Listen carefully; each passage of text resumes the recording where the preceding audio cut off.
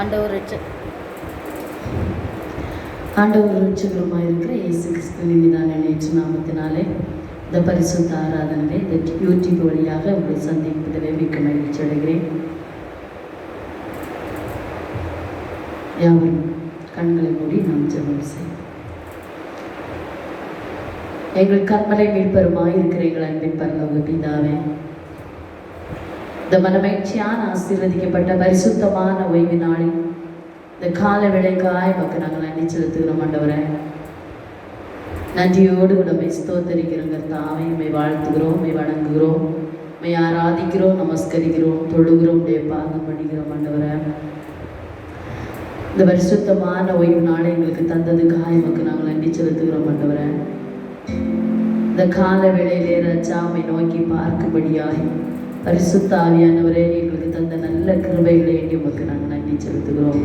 இந்த ஆராதனை முழுவதுமாய் உங்கள் கரத்தில் ஒப்பு கொடுக்கிறேன். இங்கே பாடுகிற பாடல்கள், வாசிக்கிற வேத வசனங்கள், செபிக்கிற செப விண்ணப்பங்கள், ஆண்டவரை கேட்க இருக்கிற சத்திய வார்த்தைகள், ஆண்டவரை எங்களுடைய ஆத்மாவுக்கு பிரயோஜனமாக இருக்க கத்திருக்கிற செய்யப்பா. எங்களுடைய ஆவி ஆத்மா சரீரம் முழுவதும் கரத்திலேயே ஒப்பு கொடுக்கிறோம் ஐயா. எங்களை தரை மட்டும் தாழ்த்துகிறோம். எங்களை மேன்மை பாராட்ட ஒன்றுமில்லை. எங்களை அப்பா அப்படி சிலுவைக்கு நீராக எங்களை தாழ்த்தி அர்ப்பணித்து செபிக்கிறோம். அப்படியே நாம் மாத்திர இந்த இடத்துல மகிமைப்படட்டும். இயேசுவின் நாமத்தில் செபிக்கிறோம் ஜீவன் நல்ல பிதாவே, ஆமென், ஆமென். நம்முடைய பாடல் புஸ்தகத்தில் 118வது பாடல். எல்லாருக்கும் உன்னத கர்த்தாதி கர்த்தரே, மெய்யான தேவ மனிதர் நீர் வாழ்க இயேசுவே. 118வது பாடல்.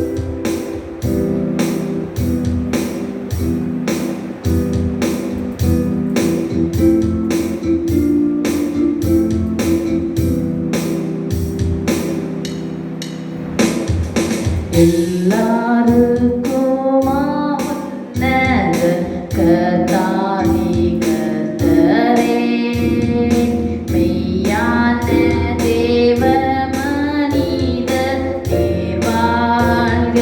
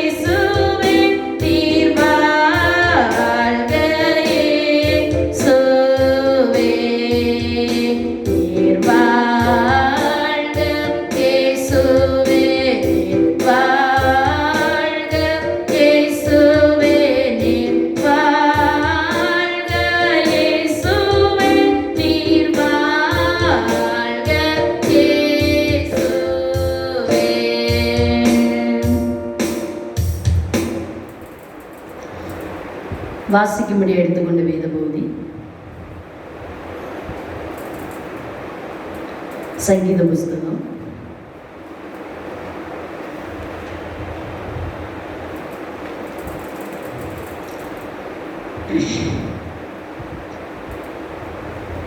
77வது சங்கீதம்.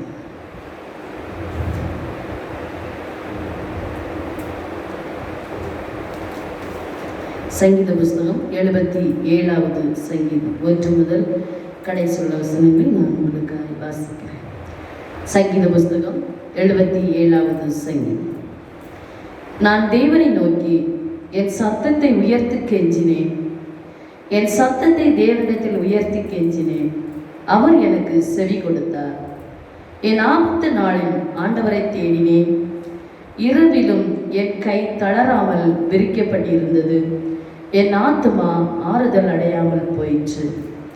நான் தேவனை நினைத்த பொழுது அலறினேன். நான் தியானிக்கும் போது என் ஆவி தோய்ந்து போயிற்று. நான் தூங்காதபடி என் கண்ணிமைகளை பிடித்திருக்கிறேன். நான் பேச மாட்டாதபடி சஞ்சலப்படுகிறேன். பூர்வ நாட்களையும் ஆதி காலத்து வருஷங்களையும் சிந்திக்கிறேன். ரா காலத்தில் என் சங்கீதத்தை நான் நினைத்து என் இருதயத்தோடு சம்பாஷித்துக் கொள்கிறேன். என் ஆவி ஆராய்ச்சி செய்தது. ஆண்டவர் நித்திய காலமாய் தள்ளி விடுவாரோ? இனி ஒருபோதும் தயை செய்யாதிருப்பாரோ? அவருடைய கிருபை முற்றிலும் அற்று போயிற்றோ? வாக்குத்தத்தமானது தலைமுறை தலைமுறையாக ஒளிந்து போயிற்றோ? தேவன் இரக்கம் செய்ய மறந்தாரோ? கோபத்தினாலே ஒரு உருக்கமான இரக்கங்களை அடைத்து கொண்டாரோ என்றேன். அப்பொழுது நான், இது என் பலவீனம், ஆனாலும் உன்னதமானவருடைய வலது கரத்தில் உள்ள வருஷங்களை நினைவு கூறுவேன். கர்த்தருடைய செய்திகளை நினைவு கூறுவேன். உம்முடைய பூர்வ காலத்து அதிசயங்களையே நினைவு கூறுவேன். உம்முடைய கிரியைகளெல்லாம் தியானித்து உம்முடைய செயல்களை யோசிப்பேன் என்றேன். தேவனே, உமது வழி பரிசுத்த ஸ்தலத்தில் உள்ளது. நம்முடைய தேவனை போல பெரிய தேவன் யார்? அதிசயங்களை செய்கிற தேவன் நீரே. ஜனங்களுக்குள்ளே உம்முடைய வல்லமையை விளங்க பண்ணினீர்.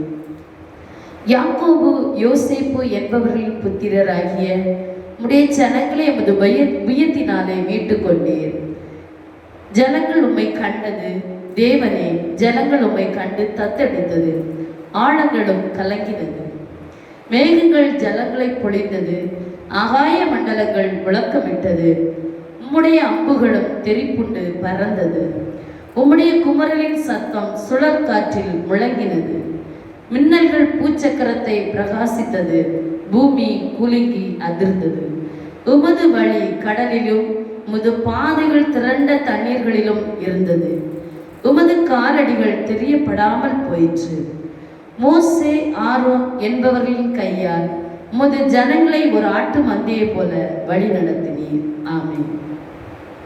நம்முடைய பாடல் புத்தகத்தில் விசுவாச பிரமாணத்தை நாம் அறிக்கை செய்வோம்.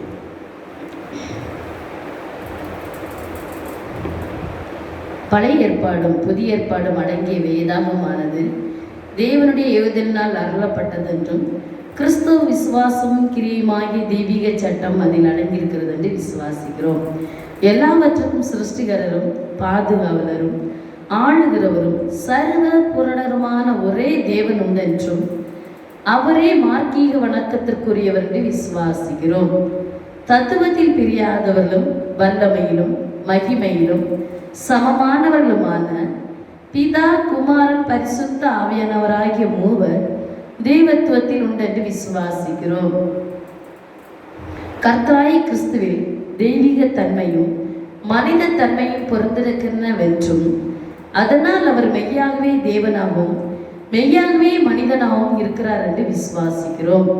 நமது ஆதி பெற்றோர் நிர்மலமான நிலையில் சிருஷ்டிக்கப்பட்டார்கள் என்றும் ஆனால் அவருடைய கீழ்ப்படியாமையால் தங்களுடைய தூய்மையும் பாக்கியத்தையும் இழந்தார்கள் என்றும் அதன் பலனாய் எல்லா மனிதரும் பாவிகளாயும் முற்றிலும் சீரழிந்தவர்களாயும் ஆனார்கள் என்றும் ஆகையால் தேவனுடைய நியாயமான கோபாக்கினைக்கு உள்ளானார்கள் என்று விசுவாசிக்கிறோம்.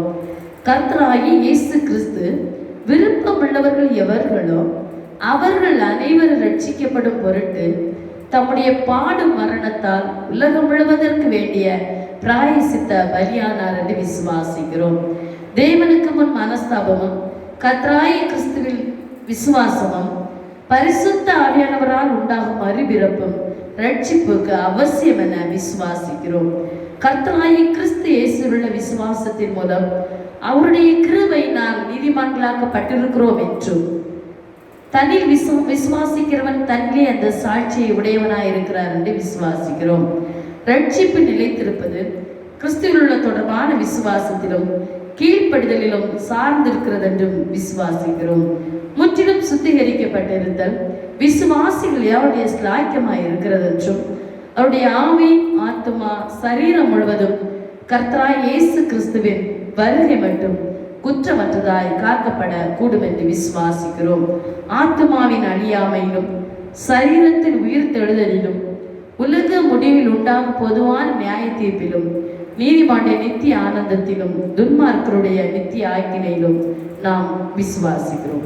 ஆமென். தேவன் தாமே வாசித்த திருவசனங்களை கொண்டு நம்ம ஒருவரையும் அதிகமாய் ஆசீர்வதிப்பாராக. நாம் யாவரும் ஜெபம் செய். கிறிஸ்துவுக்கு பிரியமான கர்த்தருடைய பிள்ளைகளை, இந்த மனமகிழ்ச்சியான ஆசீர்வதிக்கப்பட்ட பரிசுத்தமான ஓய்வு நாள் இந்த கால வேளையிலே அப்பாவுடைய பாதப்படியிலே அமர்ந்திருந்து அவரை நோக்கி பார்க்கும்படியாய் கர்த்தர் நமக்கு தந்த பெரிதான கிருபை எண்ணி ஆண்டவருக்கு நாம் நன்றி செலுத்துவோம். கடந்து போன 5 மாதமும் கர்த்தர் நம்மோடு கூட இருந்தார். நம்முடைய வாழ்க்கையிலே எத்தனையோ ஆபத்துகள், சோதனைகள், பிரச்சனைகள், பாடுகள், உபத்திரவங்கள், வேதனைகள், நெருக்கங்கள், போராட்டங்கள், மரணங்கள் மத்தியில் கர்த்தர் நம்மை நடத்தி வந்தார். இருதயத்தின் ஆழத்திலிருந்து ஆண்டவருக்கு நன்றி செலுத்துவோம். வேதம் சொல்லுகிறது நாம் நிர்மூலமாகாதிருப்பது கர்த்தருடைய கிருபை என்று சொல்லி, அவருடைய கிருபைகளுக்கு இரக்கங்களுக்கு முடிவே இல்லை என்று சொல்லி வேதத்தில் நாம் வாசிக்கிறோம். ஆண்டவருடைய சமூகத்தில் நாம் நம்முடைய வழிகளை ஆராய்ந்து அவரிடத்தில் திரும்பபடியாய் நாம் நம்முடைய வழிகளை சோதித்து அறிந்து கர்த்தரிடத்தில் திரும்பபடியாய் கர்த்தர் நமக்கு தந்திருக்கிற நல்ல ஒரு தருணத்தை எண்ணி ஆண்டவருக்கு இருதயத்தின் ஆழத்திலிருந்து நன்றி செலுத்துவோம். வேதம் சொல்கிறது, இந்த ஏழை கூப்பிட்டால் கர்த்தர் கேட்டு அவனுடைய எல்லா இடுக்கண்களுக்கு நீங்களாக்கி ரட்சித்தார் என்று சொல்லி வேதத்தில் வாசிக்கிறோம். ஏழை பிள்ளைகளாகி நாம் இந்த பரிசுத்தமான ஓய்வு நாள் இந்த கால வேளையிலே அவருடைய பாதத்தில் அமர்ந்திருந்து குடும்பமாய் அவரை நோக்கி பார்க்கும்படியால் கர்த்தர் நமக்கு தந்திருக்கிறார். எத்தனையோ ஜனங்கள் நேற்று இருந்தவர்கள் இன்றைக்கு நம்மோடு கூட இல்லை. எத்தனையோ பிள்ளைகள் மருத்துவமனையிலும் வீடுகளிலும் பலவீனத்தோடு உயிருக்கு போராடி கொண்டிருக்கிறாங்க. கோடி கோடி ஜனங்கள் உண்ண உணவின்றி, உடுக்க வஸ்திரமின்றி, இருக்க இருப்பிடமின்றி அலைந்து திரிகிறாங்க. ஆனாலும் கர்த்தர் நமக்கு உண்ண உணவு, உடுக்க வஸ்திரமும், இருக்க இருப்பிடமும் தந்து நம்மை பாதுகாத்து வருகிறார். இருதயத்தின் ஆழத்திலிருந்து ஆண்டவருக்கு நன்றி செலுத்துவோம். அவர் வானத்திலிருந்து பூமியை தாழ பார்க்கிற கர்த்தராக இருக்கிறார். ஆண்டுடைய பாதத்தில் அதிசயங்களை செய்கிற தேவன், அவர் அற்புதங்களை செய்கிறவர். அவர் சமூகத்தில் வருகிற ஒருவரை புறம்பே தள்ளாத கர்த்தர். வேதம் சொல்கிறது, பிதாவானவர் கொடுக்கிற யாவும் என்னிடத்தில் வரும், என்னிடத்தில் வருகிறவனை ஒருபோதும் புறம்பே தள்ளுவதில்லை என்று சொல்லி, குமாரன் விடுதலையாக்கினால் மெய்யாகவே நீங்கள் விடுதலையாவீர்கள் என்று சொல்லி, ஆண்டவருடைய சமூகத்திலே பெயர் பெற்ற பாவியாயிருந்தாலும் அவருடைய பாதத்தில் நம்மை தாழ்த்தி அர்ப்பணித்து ஜெபிக்கும் போது நம்முடைய ஜெபத்தை கேட்க வல்லவராயிருக்கிறார். நம்முடைய ஆவி ஆத்மா சரீரத்தை அவருடைய சமூகத்தில் நாம் ஒப்பு கொடுப்போம். ஆவியானவரே, என்னுடைய ஆவி ஆத்மா சரீரத்தை நம்முடைய கரத்திலேயே ஒப்பு கொடுக்கிறேன். என் சிந்தனையை ஒருமுகப்படுத்துங்கப்பா. ஆண்டவரை நான் ஜெபிக்கும்படியாய் கடந்து போகிறேன். ஆண்டவரை என்னோடு கூட ஆண்டவர் நடத்த வேண்டுமாய் நாம் ஜெபிப்போம். ஒரு பாடலின் ஒரு பல்லவியை பாடின பிற்பாடு இந்த கூட்டத்தின் ஆசீர்வாதத்துக்காகவும் உங்கள் ஒவ்வொருவருக்காகவும் நான் உங்களுக்காக ஜெபிக்கிறேன். ஆவியை மழை போலே ஊற்றும், ஆவியை மழை போலே ஊற்றும், பல ஜாதிகளை இயேசு மந்தையில் கூட்டும், மந்த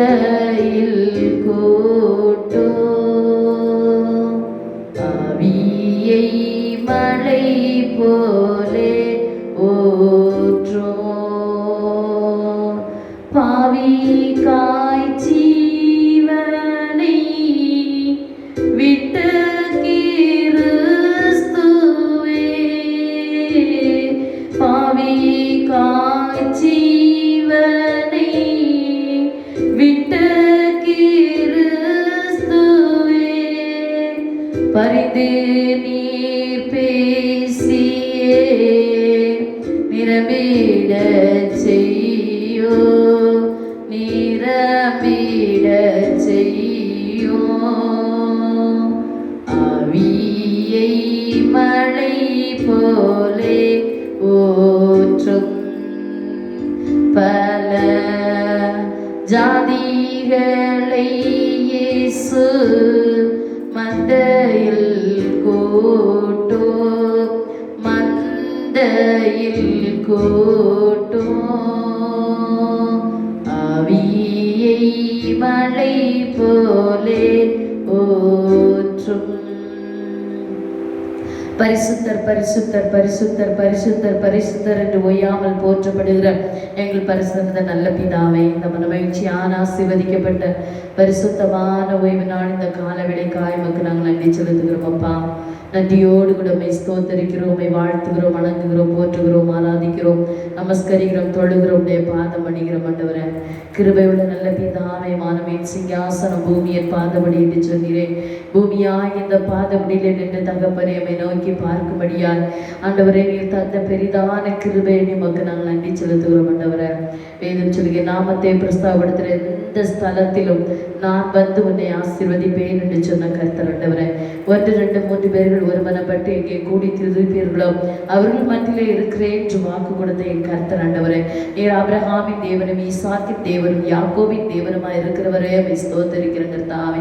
நன்றி நிறைந்த உள்ளத்தோடு கூட உம்மை ஸ்தோத்தரிக்கிறோம் கர்த்தாவே. துதிக்கிறோம் கர்த்தாவே. ஆவியானவரே உமக்கு நாங்கள் நன்றி செலுத்துகிறோம். ஆண்டவர் இந்த கால வேளையிலே என்னோடு கூட இணைந்து கர்த்தா முழங்கால் படியிட்டு உம்மை நோக்கி பார்க்கிற ஒவ்வொரு குடும்பங்களுக்காய் பிள்ளைகளுக்காய் நாங்கள் ஜெபிக்கிறோம். ஒவ்வொருவரை பேர் பேராய் தனித்தனியே கர்த்தர் தொட்டு ஆசீர்வதிக்க வேண்டுமா ஜெபிக்கிறோம். மன பாரத்தோடு வேதனையோடு கண்ணீரோடு பிரச்சனையோடு வியாதியோடு கர்த்தாவே இந்த ஆராதனையில் பங்கு கொண்டிருந்தால் அவர்களுக்காக ஜெபிக்கிறேன் கர்த்தாவே. ஏசப்பா உங்க கரம் நீட்டப்பட வேண்டுமா நாங்கள் ஜெபிக்கிறேன் கர்த்தாவே. ஆண்டவரே எங்களுக்காய் கல்வாரி சிலுவையில சிந்தின ஆண்டவரே விலையேற பெற்ற ரத்தத்தை கர்த்தாவே எங்கள் ஒவ்வொருவர் மேலும் ஆண்டவரே நீர் தெளிக்க வேண்டுமா நாங்கள் ஜெபிக்கிறோம் கர்த்தாவே. அப்பா உம்மை துதிக்கிறோம் கர்த்தாவே, ஸ்தோத்தரிக்கிறோம். ஆண்டவரே இஸ்ரவேல் ஜனங்களை என் கர்த்தர் ஆண்டவர் நீர் வழி நடத்தி போஷித்து பாதுகாத்து வந்த தகப்பனே உமக்கு நாங்கள் நன்றி செலுத்துகிறேன். எங்கள் பிள்ளைகளை கர்த்தாவே நீர் அபரிதமாய் நீர் ஆசீர்வதித்து வருகிறீரே உமக்கு நன்றி அப்பா.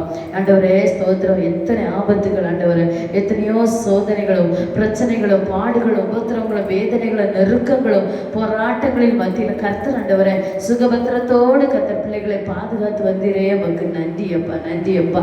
தீங்கு அணுகாதபடி கர்த்தர் வழி நடத்தினீரே உமக்கு நன்றி அப்பா. நன்றி செலுத்துகிறோம் ஆண்டவர். நன்றியோடு கூட துதிக்கிறோம். வயது முதிர்ந்த பெற்றோர்களுக்காக நாங்கள் ஜெபிக்கிறோம் கர்த்தாவே. அவருடைய துக்கம் சந்தோஷமாய் மாற வேண்டுமாய் ஜெபிக்கிறோம். வேதம் சொல்கிறது முதிர் வயதில் கனி தந்து பசுமையும் புஷ்டியுமாய் இருப்பாய் என்று சொல்லி நாங்கள் வேதத்துல வாசிக்கிறோம். ஆண்டவரை இந்த முதிர் வயது காலத்திலே கர்த்தாவே நான் உன்னை தாங்குவேன், ஏந்துவேன், சுமப்பேன், தப்புவிப்பேன் என்று சொன்ன கர்த்தர். ஆண்டவரை அன்பு பிள்ளைகளுடைய கலக்கங்கள் பாரங்கள் வேதனைகள் எல்லாவற்றையும் கர்த்தர் எடுத்து போட வேண்டுமா நாங்கள் ஜெபிக்கிறோம். நல்ல சரீர சுக பல ஜீவனை கர்த்தர் கொடுங்க. சிறு குழந்தைகளுக்காக ஜெபிக்கிறோம் அப்பா. வாலிப பிள்ளைகளுக்காக ஜெபிக்கிறோம். ஒவ்வொரு பெற்றோர்களுக்காக ஜெபிக்கிறோம் கர்த்தாவே. ஒவ்வொரு பெற்றோர்களையும் அப்பா பிதா குமாரன் பரிசுத்த ஆவி நாமத்தினால ஆசீர்வதிக்கிறோம் ஆண்டவர். நன்றியோடு கூட துதிக்கிறோம் அப்பா. ஆண்டவரே இந்த வேலையில ராஜா ஆண்டவரே ஸ்தோத்திரம் கர்த்தாவே. ராஜா கடன் பாரத்தில் மூழ்கி இருக்கிற பிள்ளைகளுக்காக நாங்கள் ஜெபிக்கிறோம் கர்த்தாவே. ஏசப்பாவுடைய பொருளாதாரத்தின் வெல்கைகளை கர்த்தர் விரிவாக்கி கொடுக்க வேண்டுமா நாங்கள் ஜெபிக்கிறோம் ஆண்டவர். வேதத்தை நீயோ கடன் கொடுப்பாய், கடன் வாங்காதிருப்பாய் என்று சொல்லுவா சத்திய வார்த்தை எங்களுக்கு போதிக்கிறது ராஜா. ஆண்டவரே ஸ்தோத்திரம் அப்பா. கடன் பாரத்தில் இருக்கிற பிள்ளைகளுக்கு கர்த்தர் வாசலை திறந்து கொடுக்க வேண்டுமா ஜெபிக்கிறோம் கர்த்தாவே. ராஜா வீடு வாசல் இல்லாத பிள்ளைகளுக்காக நாங்கள் ஜெபிக்கிறோம் கர்த்தாவே. ஆவியானவரை பிள்ளைகளுக்கு வீடை கர்த்தர் ஆயத்தப்படுத்தி கொடுக்க வேண்டுமா ஜெபிக்கிறோம் ஆண்டவரை. அப்பா ஸ்தோத்திரம் கர்த்தா. உம்மால் கூடாதது ஒன்றும் இல்லை ராஜா, எல்லாம் உம்மால் கூடும். பலவீனத்தோடு மருத்துவமனையிலும் வீடுகளில் இருக்கிற பிள்ளைகளுக்காக ஜெபிக்கிறோம். தனிமைப்படுத்திருக்கிற பிள்ளைகளுக்காக ஜெபிக்கிறோம். பற்பல வியாதிகளினால் பாதிக்கப்பட்டிருக்கிற பிள்ளைகளுக்காக நாங்கள் ஜெபிக்கிறோம். கர்த்தாவே ராஜா ஆவியானவரே, இந்த மழையினால் எந்த ஆபத்துகளோ சோதனைகளோ பிரச்சனைகளோ வியாதிகளோ ஒன்று பிள்ளைகளை அணுகாதபடிக்கு கர்த்தாவே ஒவ்வொரு பிள்ளைகளையும் கர்த்தர் நீங்க பாதுகாத்துக் கொள்ள வேண்டுமா நாங்கள் ஜெபிக்கிறோம். கர்த்தாவே நன்றி செலுத்து. ஒவ்வொரு கூடாரத்துக்குள்ள ஆண்டவரை கம்பீர சத்தம் உண்டாகட்டும். ஆண்டவர் ஒவ்வொரு கூடாரத்துக்குள்ள ஆண்டவரை பிரசன்னம் நிரம்பி இருக்கட்டும். ஆண்டவரை ஒவ்வொரு கூடாரத்துக்குள்ள ரட்சிப்பின் கம்பீர சத்தம் ஆண்டவரை நீர் அப்பா பிள்ளைகளுக்கு ஆண்டவரை உருவாக்கி கொடுக்க வேண்டுமா நாங்கள் ஜெபிக்கிறோம். கர்த்தாவே ஆண்டவரே ஸ்தோத்திரம். பிரிந்திருக்கிற குடும்பங்களுக்காக ஜெபிக்கிறோம் அப்பா. அன்பை ஐக்கியத்தை ஒரு மனத்தை கர்த்தர் ஊற்றி கொடுக்க வேண்டுமா ஜெபிக்கிறோம் அப்பா. எல்லா பிரிவினைகள் நாவிகள் இயேசுவின் நாமத்தில் நிர்மூலமாகட்டும். ஆண்டவரே அப்பா எங்களை விட்டு தூரமா இருக்கிற பிள்ளைகளுக்காக ஜெபிக்கிறோம். கடல் கடந்து அந்நிய தேசத்துல வாழ்கிற பிள்ளைகளுக்காக ஜெபிக்கிறோம். பெற்றோர்களை விட்டு பிள்ளைகளை விட்டு குடும்பங்களை விட்டு கர்த்தாவே இந்த பிள்ளைகள் தூரமாய் சமயமாய் இருந்து கர்த்தாவே ராஜா வாழ்கிற அந்த பிள்ளைகளுக்காக நாங்கள் ஜெபிக்கிறோம். கர்த்தாவே ஒவ்வொரு பிள்ளைகளையும் கர்த்தர் நீர் ஆசீர்வதிக்க வேண்டுமா நாங்கள் ஜெபிக்கிறோம். கர்த்தாவே நன்றி செலுத்துகிறோம். ஆண்டவர் வழியை சொல்ல முடியாதபடி மிகுந்த பாரத்தோடு இருக்கிற பிள்ளைகளுக்காக நாங்கள் ஜெபிக்கிறோம். கர்த்தாவே ராஜா பிள்ளைகளுடைய துக்கம் சந்தோஷமாய் மாறட்டும் அப்பா. அவர்களுடைய கவலைகளை மாற்றுங்க தகப்பனே. ஆவியானவரே ஸ்தோத்திரம். கர்த்தாவே ராஜா பிள்ளைகளுடைய ஏக்கங்கள் தவிப்புகள் எல்லாவற்றையும் கர்த்தர் மாற்றுங்கப்பா. வேதம் சொல்லுகிறீர்கள் ஒன்றுக்கு கவலைப்படாமல் எல்லாவற்றையும் குறித்து உங்கள் விண்ணப்பங்களை ஸ்தோத்திரத்தோடு கூடிய ஜபத்தினால வேண்டுதனால தேவனுக்கு தெரியப்படுத்துங்கள். அவர் உங்களை விசாரிக்கிறவரானபடியா உங்கள் கவலைகளை அவர் மீது வைத்து விடுங்கள் என்று சொல்லி வேதத்துல வாசிக்கிறோம் தகப்பனே ராஜா. ஆண்டவரே ஸ்தோத்திரம். வருத்தப்பட்டு பாரம் சுமக்கிறவர்கள் எங்கள் எல்லாரும் என்னண்டையில் வாருங்கள், நான் உங்களுக்கு இளைப்பாறுதல் தருவேன் என்று சொன்ன கர்த்தர். ஆண்டவரே வருத்தத்தோடு பாரத்தோடு கண்ணீரோடு பிரச்சனையோடு ராஜா இருக்கிற பிள்ளைகளுக்காக ஜெபிக்கிறோம். தான் குடும்பத்திலே நபர்களை இழந்து தவிக்கிற பிள்ளைகளுக்காக ஜெபிக்கிறோம். பெற்றோர்களை ஆண்டவர் இழந்து தவிக்கிற பிள்ளைகளுக்காக ஜெபிக்கிறோம். என் கர்த்தர் நீங்க தான் பாதுகாப்பை கர்த்தர் கொடுக்க வேண்டுமாய், தாயின் தகப்பனுமாய் மருந்து வைத்தியருமாய் இருந்து கர்த்தர் பிள்ளைகளை வழிநடத்த வேண்டுமாய் நாங்கள் ஜெபிக்கிறோம். வெளிநாடுகளுக்கு போக வேண்டும் என்று சொல்லி பிரயாசப்படுகிற பிள்ளைகளுக்காக ஜெபிக்கிறோம். திருமணத்துக்காய் காத்திருக்கிற பிள்ளைகளுக்காக ஜெபிக்கிறோம். ராஜா திருமண வரன்களை கர்த்தர் ஆயத்த படுத்தும்படியா நாங்கள் ஜெபிக்கிறோம். கர்த்தாவே உடைய நாம மகிமைப்படும்படியா நாங்கள் ஜெபிக்கிறோம். ஆராதனை முழுவதுமாய் பரிசுத்த ஆவியார் உங்க கரத்திலேயே ஒப்பு கொடுக்கிற ஐயா. ஆண்டவரே நாங்கள் பாடுகிற பாடல்கள், வாசிக்கிற வேத வசனங்கள், ஜெபிக்கிற ஜெப விண்ணப்பங்கள் ராஜா ஆண்டவரே உடைய நாம மகிமை மாத்திரப்பட கர்த்தர் கிருபை செய்யுங்கப்பா. என்னோடு இணைந்து ஜெபிக்கிற எல்லா குடும்பங்களுக்காக ஜெபிக்கிறேன். பேர் பேராய் தனித்தனியை கர்த்தர் தொட்டு நீர் ஆசீர்வதிக்கும்படியா ஜெபிக்கிறேன். கர்த்தர் உடைய நாம மாத்திரம் மகிமைப்படட்டும். அப்படியே மீதியான சமயம் முழுவது கர்த்தர் பொறுப்பேற்று நடத்தும். துதி கனம் மகிமை எல்லாவற்றையும் உமக்கு ஒருவருக்கே நாங்கள் செலுத்துகிறோம். மேற்பர் இரட்சகரின் மூலம் ஜெபிக்கிறோம் ஜீவன நல்ல பிதாவே, ஆமென். யாவருடைய ஜெபமா கர்த்தருடைய ஜெபத்தை நாம் பயபக்தி அறிக்கை செய்யலாம். பரமண்டலங்கள் இருக்கிற எங்கள் பிதாவே, உடைய நாமம் பரிசுத்தப்படுவதாக, உடைய ராட்சியம் வருவதாக, உடைய சித்தம் பரலோகத்திலே செய்யப்படுவது போல பூமியில் செய்யப்படுவதாக. எங்களுக்கு வேண்டிய ஆகாரத்தை எங்களுக்கு தாரும். எங்கள் கடனாளிகளுக்கு நாங்கள் மன்னிக்கிறது போல எங்கள் பாவக்கடங்களை எங்களுக்கு மன்னியும். எங்களை சோதனைப்படுத்தப்படாமல் தீமென்று ரட்சித்துக் கொள்ளும். ராட்சியமும் வல்லமையும் மகிமை என்னென்றைக்கு உடையவைகளே. ஆமென், ஆமென். நம்முடைய பாடல் புத்தகத்தில் 408வது பாடல்.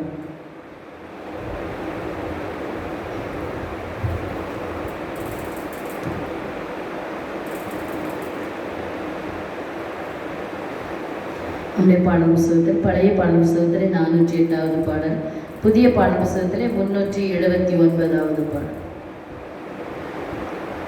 379வது பாடல்.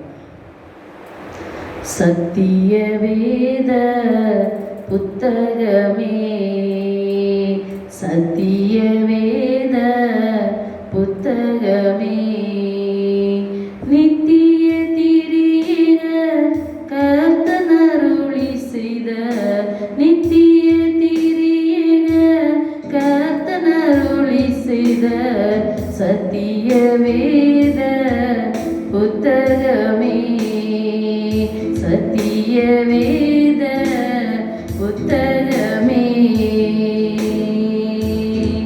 மத்தியஸ்தனை குற்ற வாளிக்கு காட்டும் வைத்தியனை யாழிக்கு புகட்டும், மத்தியஸ்தனை குற்ற வாளிக்கு காட்டும் யாழிக்கு புகட்டும் ஈத்தரையோர்க்கொரு ரட்சிப்பை ஊட்டும் ஈத்தரையோர்க்கொரு ரட்சிப்பை ஊட்டும் இயேசு கிறிஸ்துவின் நாமத்தை பாராட்டும் இயேசு கிறிஸ்துவின் நாமத்தை பாராட்டும் சத்திய வேத புஸ்தகமே சத்திய வேத புஸ்தகமே ஆயிரம் ஆயிரம் மான பொன்வெள்ளி அருமையை பார்க்கிலும் அதிக விலையுள்ள ஆயிரம் ஆயிரம் மான பொன்வெள்ளி அருமையை பார்க்கிலும் அதிக விலையுள்ள தூய மறை உனக்கு ஒப்பாக சொல்ல தூய மறை உனக்கு ஒப்பாக சொல்ல தொல்லுலகில் ஒரு நூலுண்டோல்ல தொல்லுலகில் ஒரு நூலுண்டோல்ல சத்திய வேத புத்தகமே சத்திய வேத புத்தகமே பிள்ளைகள் பெற்றோர்கள் புருஷ மனைவிகள் பலத்தோர் பலவீன பேதைகள் ஞானிகள் பிள்ளைகள் பெற்றோர்கள் புருஷ மனைவிகள் பலத்தோர் பலவீன பேதைகள் ஞானிகள் செல்வருளியர்கள் தேசிகர் மன்னர்கள் செல்வருளியோர்கள் தேசிக மன்னர்கள் ஜகத்தில் அனைவருக்கும் ஜீவ வசனங்கள் ஜகத்தில் அனைவருக்கும் ஜீவ வசனங்கள் சத்திய வேத புத்தகமே சத்திய வேத புத்தகமே புத்தி போதகத்துக்கு உரிய நன்னூலே போதாது மதி போஜன பாலே புத்தி போதகத்துக்கு உரிய நன்னூலே போதாது மதி போஜன பாலே பக்தி பரிவு நீரை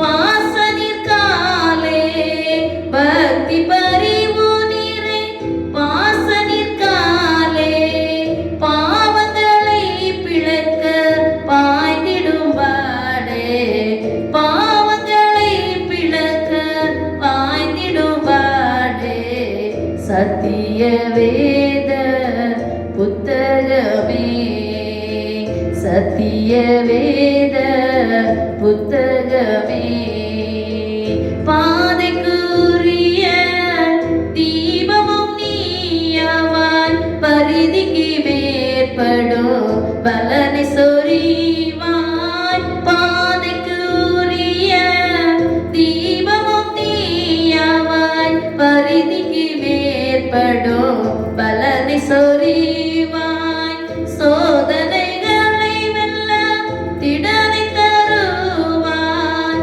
சோதனைகளை வெல்ல திடனை தருவாய் சுவிசேஷமீந்து நீ தேற்றியே வருவாய் சுவிசேஷமீந்து நீ தேற்றியே வருவாய் சத்திய வேத புத்தகமே சத்திய வேத புத்தகமே நித்திய திரியேக கர்த்தனருளி செய்த நித்திய திரியேக கர்த்தனருளி செய்த சத்திய வேத புத்தகமே சத்திய வேத புத்தகமே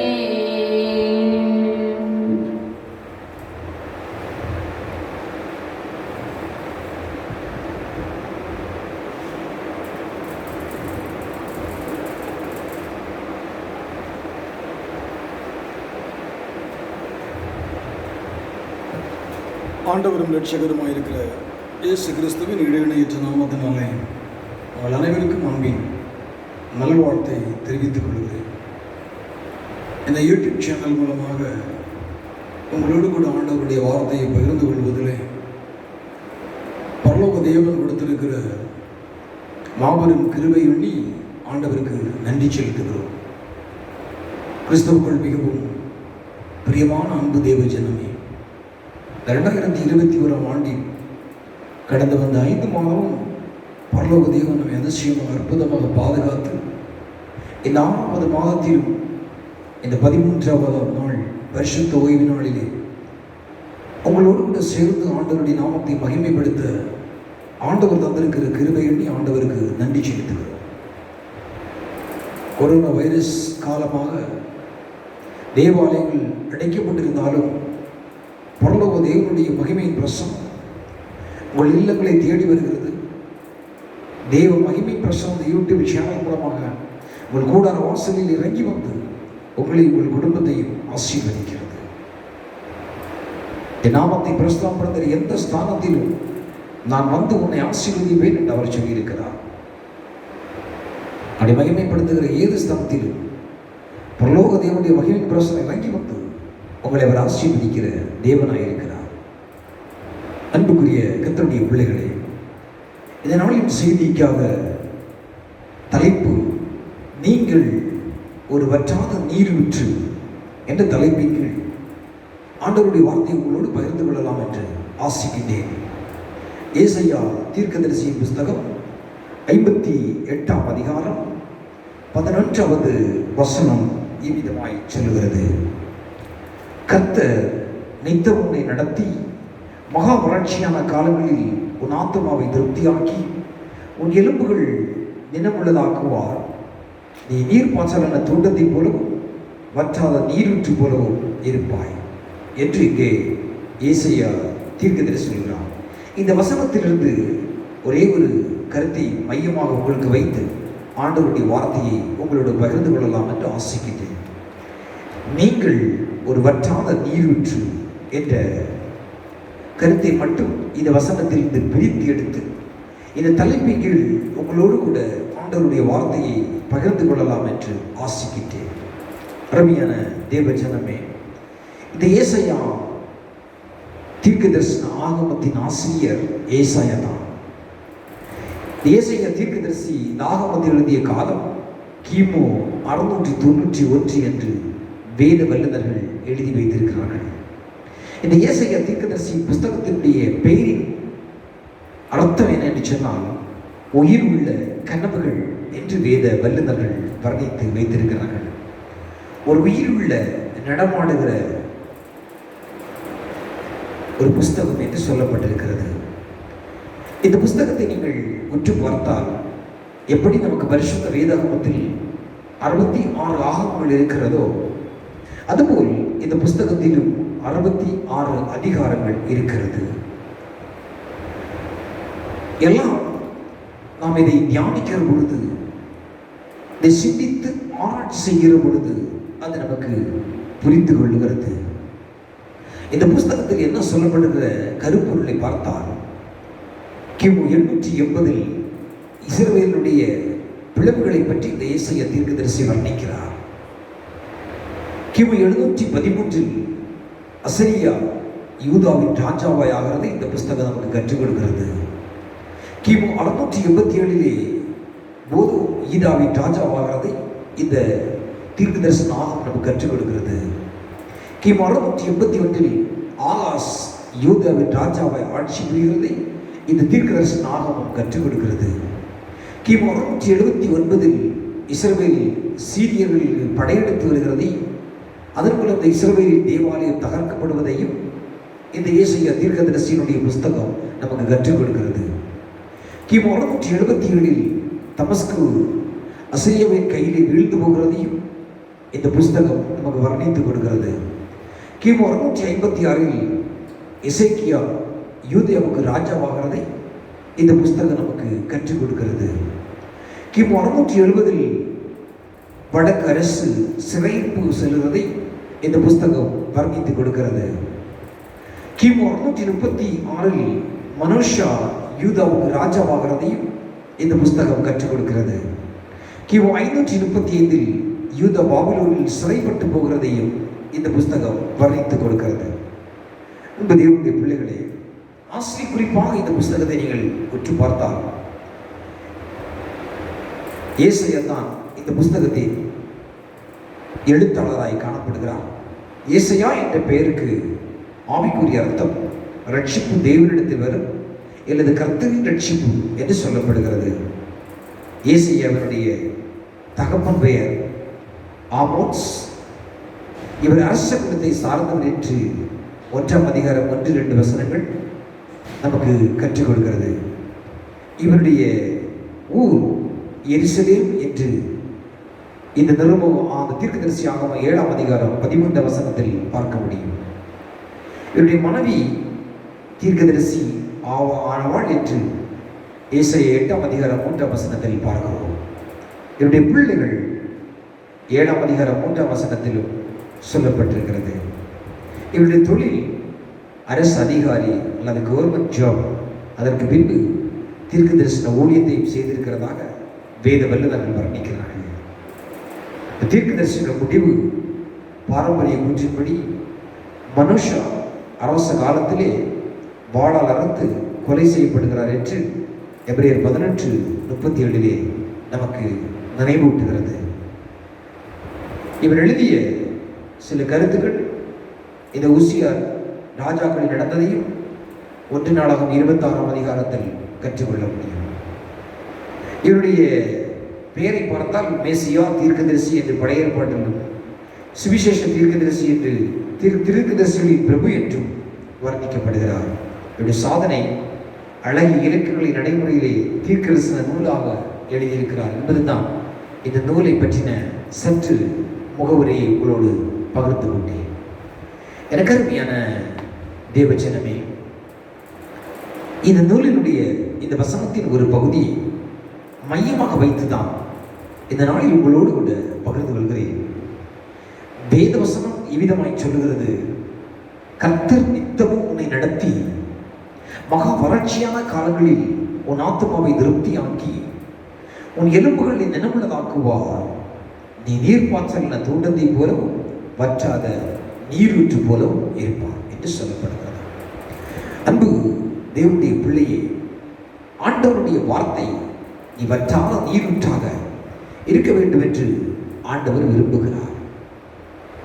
நீங்க ஒரு வற்றாத நீரூற்றாக, இந்த தேசத்துக்கு ஒரு நீரூற்றாக, இந்த திருச்சபைக்கு ஒரு நீரூற்றாக, இந்த பட்டணத்துக்கு ஒரு நீரூற்றாக, உன் குடும்பத்தில் ஒரு நீரூற்றாக நீ காணப்பட வேண்டும் என்று ஆண்டவர் விரும்புகிறார். நீங்கள் ஒரு வற்றாத நீரூற்று, உங்கள் குடும்பத்திலே ஒரு வற்றாத நீரூற்றாக இருந்தால் உங்கள் குடும்பம் ஆசீர்வதிக்கப்படும். தேசத்திலே நீங்கள் ஒரு வற்றாத நீரூற்றாக இருந்தால் அந்த தேசம் ஆசீர்வதிக்கப்படும். அது ஒரு ஆசீர்வாதமான நீரூற்றாக இந்த திருச்சபைக்கு நீ இருந்தால் இந்த திருச்சபையும் ஆசீர்வதிக்கப்படும். கர்த்தர் பெரிய காரியங்களை ஒருவரும் செய்வார். காரணம், அவருடைய அபிஷேகத்தினுடைய நீரூற்று ஒன்றில் விளங்கும். மலைகள், ஆறு, ஏரி, குளம் எப்படி ஆசீர்வாதமாக இருக்கிறதோ அதுபோல் ஒரு வற்றாத நீரூற்று தான் ஆசீர்வாதமான சின்னமாகும். யாரும் ஒரு வறண்ட நிலத்தை அல்லது ஒரு காய்ந்த பூமியோ அல்லது ஒரு கனியற்ற தோட்டத்தையோ விரும்ப மாட்டார்கள். எல்லோரும் விரும்புவது ஒரு நீரூற்றுள்ள பகுதியை கண்டால் அது ஒரு ஆசீர்வாதப்பட்ட பகுதியாக இருக்கும் விரும்புவார்கள். இன்று எங்கு பார்த்தாலும் மினரல் வாட்டர்கள், தண்ணீர் பாட்டில்களை விற்பனை செய்கிறார்கள். So many variety of the company, the waters is providing in this bag. பலவித கம்பெனிகளுடைய தண்ணீர்களை பார்க்கிறோம். அது குற்றால் அருவி என்று சொல்லி விற்பனை செய்கிறார்கள். ஆனால் சுத்தமும் சுவையும் உடலுக்கு ஆரோக்கியம் உள்ளதா என்று நாம் அறிந்திருக்கிறோம். அன்பு தேவனுடைய பிள்ளையே, அது வளர்ச்சி மிக்கது, குளிர்ச்சி மிக்கது, அது ஒரு ஆசீர்வதிக்கப்பட்டதாக இருக்கும். நாங்கள் சில ஆண்டுகளுக்கு முன்பு யூடி பகுதியிலே ஆண்டவருடைய பணி அந்த இடத்தில் செய்தபோது அந்த மலைகளும் அந்த தோட்டமும் பார்ப்பதற்கு மிகவும் குளிர்ச்சியாக இருக்கும். எங்கு பார்த்தாலும் நதிகளும் பொங்கி வருவதை பார்ப்பதற்கு ஆச்சரியமாக இருக்கும். அந்த நீரூற்றிலிருந்து வெளிவரும் தண்ணீர் பெரிய கால்வாயாக பொங்கி அந்த பகுதியிலே வருகிறதை பார்க்க முடியும். அந்த நீரூற்று தண்ணீர் எடுத்து செல்வார்கள். காண்கிற இடமெல்லாம் நல்ல பச்சை பசைந்து செழிப்பாகவும் குளிர்ச்சியாகவும் இருக்கும். அந்த பகுதியில் இருக்கிறவர்களுக்கு ஏசியோ ஃபேனோ தேவையில்லை, மிகவும் குளிர்ச்சியாக இருக்கும். இன்று ஒருவேளை இன்று நீங்கள் வேலையில்லாத திண்டாட்டத்தினாலும் கடன் பிரச்சனையினாலும் வறுமையினாலும் வாடி, ஐயா நான் வெறுமையாக இருக்கிறேன், மற்றவர்களுக்கு நான் எந்த விதத்திலும் பிரயோஜனமில்லாமல் இருக்கிறேன், நான் ஒரு வற்றாத நீரூற்றாய் வாழ்வதற்கு ஒரு தகுதியற்ற பாத்திரமாய் இருக்கிறேன் என்று நீங்கள் சிந்தித்துக் கொண்டிருக்கலாம். ஒருவேளை இந்த உலகத்தில் நான் வாழ்வதில் என்ன பலம் என்ற துக்கத்தோடு கூட நீங்கள் சொல்லக்கூடும். நான் யாருக்கு பிரயோஜனம் இல்லாமல் ஒரு பாழாய் கிடக்கிற ஒரு கனியற்ற மரபத்தை போல, ஒரு புரட்சியாக ஒரு கனி கொடுக்காத ஒரு தோட்டத்தை போல என்னுடைய வாழ்க்கை இருக்கிறது என்று நீ சொல்லலாம். சங்கீதம் 114 8வது வார்த்தையை உற்று பாருங்கள். அவர் கண்மலையை தண்ணீர் தடாகமாகவும் கற்பாறையை நீரூற்றாக மாற்றுகிற தேவன். ஆம் அன்பு தேவ பிள்ளையே, ஆண்டவர் கற்பாறையை நீரூற்றாய் மாற்றுகிற தேவனாய் இருக்கிறார். உன்னுடைய சூழ்நிலை எதுவாக இருந்தாலும், ஒருவேளை உன்னுடைய கடன் உன்னை ஒரு வற்றாத நீரூற்றாய் வாழ விடாமல் இருக்கலாம், உன்னுடைய வறுமை உன்னை ஒரு வற்றாத நீரூற்றாய் வாழ முடியாமல் இருக்கலாம், உன்னுடைய வேலையில்லாத திண்டாட்டம் உன்னை ஒரு வற்றாத நீரூற்றாய் வாழ முடியாமல் இருக்கலாம், மற்றவர்களுக்கு நீ பிரயோஜனமற்றவனாய் இருக்கலாம், மற்றவர்களுக்கு பாரமாய் இருக்கலாம். ஆனால் கர்த்தர் சொல்கிறார், கண்மலையை தண்ணீர் தடாகமாகவும் கற்பாறையை நீரூற்றாக மாற்றுகிற தேவன். கர்த்தர் தண்ணீரை திராட்சரசம் மாற்றுகிறவர் லேசான காரியம் அல்லவா? இன்றைக்கும் உன் துக்கத்தை சந்தோஷமாய் மாற்றுவது லேசான காரியம். ஒரு பார்வை போதும் உன் காய்ந்து போயிருக்கிற வாழ்க்கையை மாற்றி உன்னையும் ஒரு வற்றாத நீரூற்றாய் அவரால் மாற்ற முடியும். அவருடைய ஒரு தொடுதல் போதும் உன் கண்ணீரை ஆனந்த கழிப்பாய் மாற்றுவதற்கு அவர் ஆவலுள்ளவராய் இருக்கிறார்.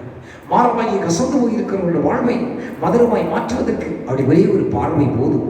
அங்கே 12 நீரூற்றுகளும் 70 பேரிச்சமரங்கள் இருந்தது. அது எத்தனை ஆசீர்வாதமாக இருந்தது இஸ்ரவேல் ஜனங்களுக்கு என்று வாசிக்கிறோம். அன்பு தேவனுடைய பிள்ளையே, இந்த கால வேளையிலே இந்த யூடியூப் சேனல் மூலமாக ஆண்டவருடைய வார்த்தைக்கு செவி கொடுக்கிற என் தேவ ஜனமே, உன்னோடு ஆண்டவர் பேசுகிறார். நீ ஒரு வற்றாத நீரூற்றாக உன்னை ஆண்டவர் மாற்றப் போகிறார். ஒரு வறட்சி உள்ளவர்கள் அல்ல, ஒரு கஷ்டம் நிறைந்த வாழ்வு அல்ல, ஒரு துக்கம் நிறைந்த வாழ்வு அல்ல, ஒரு பாடு நிறைந்த வாழ்வு அல்ல, ஒரு வேதனை நிறைந்த வாழ்வு அல்ல, ஒரு வியாதி நிறைந்த வாழ்வு அல்ல.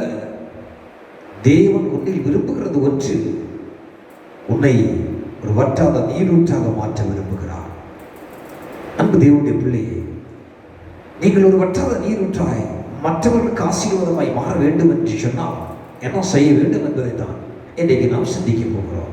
நம்பர் 1, சகரியாவின் புஸ்தகம் 13ஆம் அதிகாரம் 1வது இறைவார்த்தையை திருப்பி பாருங்கள். வேதாகமத்தில் அந்நாளிலே பாவத்தையும் அழுக்கையும் நீக்க தாவீதின் குடும்பத்தாருக்கு எருசலேமின் குடிகளுக்கும் திறக்கப்பட்ட ஒரு ஊற்று உண்டாயிருக்கும் என்று வேதம் சொல்கிறது.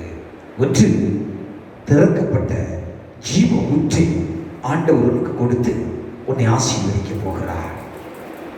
திறக்கப்பட்ட ஒரு ஜீவ ஊற்று, அது இம்மானுவேலாகிய இயேசு கிறிஸ்துவினுடைய சரீரத்திலிருந்து நமக்காய் புறப்பட்டு வருகிற இரத்தம் தான் அந்த ஜீவ ஊற்று. நம்முடைய பாவங்களையும் சாபங்களையும் அக்கிரமங்களையும் நோய்களையும் வியாதிகளையும் விலங்கினங்களையும் நீக்குகிற இயேசு கிறிஸ்துவின் இரத்தம் தான் அந்த ஜீவ ஊற்று. நம்மை கிருபாசன் அண்டையிலே கூட்டி சேர்க்கிற ஒரு ஜீவ ஊற்றாய் காணப்படுகிறது. தேவ பிள்ளையே, கிறிஸ்துவின் கைகளை நோக்கி பாருங்கள். நமக்காக ஆணிகள் கடவப்பட்ட அவருடைய கரத்திலிருந்து இரத்தம் ஒரு ஜீவ நீரூற்றை போல வடிந்து கொண்டிருக்கிறது. சங்கீதம் 22:14 இறைவார்த்தை உற்று பாருங்கள். அங்கே வேதம் எவ்விதமாய் சொல்கிறது, என் கைகளையும் என் கால்களையும் ஒருவ குத்தினார்கள் என்று சொல்லப்பட்டிருக்கிறது. நமக்காக திறக்கப்பட்ட ஒரு ஜீவ ஊற்று நதியாக உன்னை ஆசீர்வாதமாய் வாழ்வுக்கு வைப்பதற்காக ஆண்டவராய் இயேசு கிறிஸ்து கல்வாரி சிலுவையிலே ஒரு ஜீவ பலியாக, ஒரு திறக்கப்பட்ட ஜீவ ஊற்றாக அவர் உனக்காய் எனக்காய் அடிக்கப்பட்டார், நறுக்கப்பட்டார். கடைசி இரத்தத்தை கல்வாரி சிலுவையில் சிந்தினார். அந்த ஜீவ ஊற்று ஜீவ நதியாக பாய்ந்து வருகிறது அல்லவா? எத்தனை ஒரு ஆச்சரியம்! யோவான் 20:27 வசனத்தை விட்டு பாருங்கள். இந்த கரத்தை தான் தோமாவுக்கு நேராக நீட்டி அவருடைய விழாவின் காயத்தை போட்டு பார்க்கும்படி சொன்னார். ஏன்? இனி அவிவிசுவாசியா இராமல் விசுவாசியா இருக்க வேண்டும் என்பதற்காக தான் இயேசு தோமாவிடம் பார்த்து சொன்னார். இந்த காலவேளையில் இந்த யூடியூப் சேனலுக்கு முன்பதாக இருந்து இந்த இறைவனுடைய வார்த்தைக்கு செவி கொடுக்கிற என் தேவ ஜனமே, உடைய விசுவாச வாழ்வும் அபிவிசுவாசமா இல்லாதபடி விசுவாசமா இருக்க வேண்டும் என்று பரிசுத்த ஆவியானவர் இந்த காலவெளியில் வைராக்கியமே உங்களோடு பேசுகிறார். இன்றைக்கு அநேகர் தங்களுடைய கரங்களை ஜோஷியிடம் கொண்டு நீட்டுகிறார்கள். எதிர்காலம் எப்படி இருக்குமோ, நல்ல காலம் பிறக்குமோ, எனக்கு வாழ்வாதாரம் அளிக்குமோ, எனக்கு கோடி லட்சங்கள் கிடைக்குமோ, நான் லட்சாதிபதி ஆகுவேனோ என்று இந்த உலகத்தில் இருக்கிற ஜோஷியன் கையிலே கரத்தை கொடுத்து நம்புகிறார்கள். ஆண்டவர் தான் உனக்கு கல்வாரி சிலுவையில் அடிக்கப்பட்டார், ஜோஷக்காரன் அடிக்கப்படவில்லை. ஆண்டவர் தான் உன்னை ஆசீர்வதிக்க முடியும். இந்த உலகத்தினுடைய குறிச்சலும் மந்திரக்காரனும் உலகத்தினுடைய மனுஷனும் உன்னை ஆசீர்வதிக்க முடியாது. அவன் கொடுக்கிற ஆசீர்வாதனை பரலோகத்துக்கு கொண்டு செல்ல, அது நரகத்துக்கு தான் கொண்டு செல்லும்.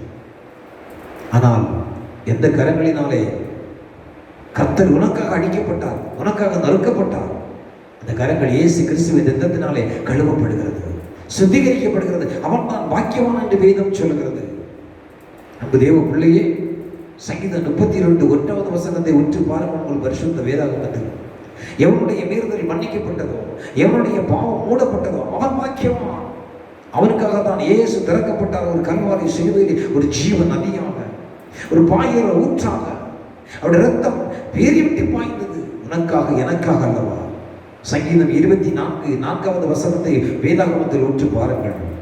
கைகளில் சுத்தப்பட்டவன் இருதயத்தில் மாசில்லாதவன் இருந்து கர்த்தருடைய பரிசுத்த பர்வத்தில் ஏறுவான் என்று சங்கீதக்காரன் சொல்லுகிறதை பார்க்கிறோம். நம்முடைய கை சுத்தமாகுவதற்காக தான் இயேசு தன்னுடைய கரங்களை கல்வாரி சிலுவையில் அடிக்கப்பட்டார். தேவனுடைய பிள்ளையே, ஏசாயா 49:16 வசனத்தை உற்று பாருங்கள். உங்களுடைய பாவங்களை கழுவதற்காகவே உங்களை கிறிஸ்து தன்னுடைய கரங்களிலே ஏந்துகிறார். உன்னை என் உள்ளமேலி வரைந்திருக்கிறேன் என்று அவர் மன உருக்கத்தோடு சொல்லுகிறார். இந்த காலவேளையில் தேவ சத்தத்துக்கு செவி கொடுக்கிற தேவனுடைய பிள்ளையே, ஒரு திறக்கப்பட்ட ஜீவ ஊற்று உனக்காக இருக்கிறது என்பதை மறந்து போகாதே. உன்னை ஆசீர்வதிப்பதற்கு ஒரு திறக்கப்பட்ட ஜீவ ஊற்று இருக்கிறது. உன் குடும்பத்தை ஆசீர்வதிப்பதற்கு ஒரு திறக்கப்பட்ட ஜீவ ஊற்று இருக்கிறது. உன் பிள்ளைகளை ஆசீர்வதிப்பதற்கு ஒரு திறக்கப்பட்ட ஜீவ ஊற்று இருக்கிறது. உன் வியாதியை மாற்றுவதற்கு ஒரு திறக்கப்பட்ட ஜீவ ஊற்று இருக்கிறது. உன் கடன் பிரச்சனையை மாற்றுவதற்கு ஒரு திறக்கப்பட்ட ஜீவ ஊற்று இருக்கிறது என்பதை நீ ஒருபோதும் மறந்து போகாதே. ஜீவ ஊற்றண்டையில் நீ வரும்போது உன் வாழ்வை அவர் ஆசீர்வதிப்பார். நம்பர் 2, எரேமியா தீர்க்கதரிசி புஸ்தகம் 9வது அதிகாரம் 1வது வசனத்தை உற்று பாருங்கள். என் தலை கண்ணீரும் என் கண்கள் கண்ணீருமானால் நலமாயிருக்கும். அப்பொழுது என் ஜனமாகிய குமாரத்தை கொலை உண்டவள் கொடுத்தவள் நிமித்தம் நான் இரவும் பகலும் அழுதேன் என்று தீர்க்கதரிசி அங்கே புலம்புகிறார். 2வது, கண்ணீர் என்று சொல்லப்படுகிற ஒரு ஜீவ நீரூற்று. அன்பு தேவ பிள்ளையே, இந்த கண்ணீர் என்று சொல்லப்படுகிற ஜீவ நீரூற்று உலக காரியத்துக்காக நான் கண்ணீர் பிடிப்பதல்ல.